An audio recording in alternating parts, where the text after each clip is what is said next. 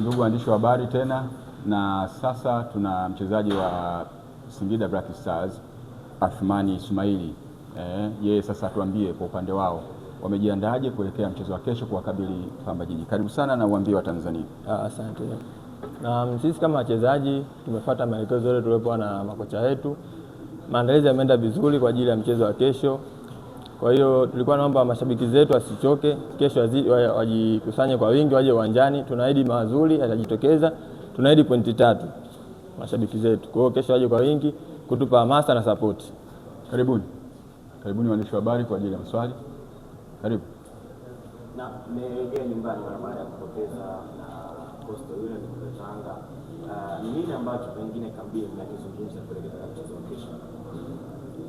Cha kwanza mchezo wa Coastal ushapita, cha pili tumejiandaa vizuri kwa ajili ya kuwakabili Pamba. Kwa sababu yaliyopita yashapita, sasa hivi tuna focus na mchezo wa kesho. Kwa hiyo tunajipa hamasa na nguvu na chachu kwamba kesho twende tukapambane, tujitoe kwa nguvu ili tuweze kubakiza pointi 3 nyumbani.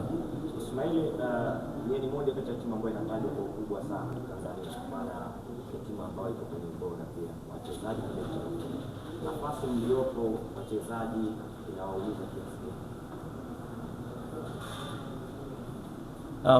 Sisi kama wachezaji performance na mwenendo wa timu yote ni mipango ya Mungu, kwa sababu sisi tunajitolea 100% mazoezini na kwenye mechi. Kwa hiyo mengine yanayotokea ni Mwenyezi Mungu ambaye ndo anaipanga. Kwa hiyo sisi hatuna budi kadiri siku zinavyozidi kwenda kujipa hamasa na kuongeza performance pale tunapoishia tunaendelea tunapoendelea. Shukrani sana.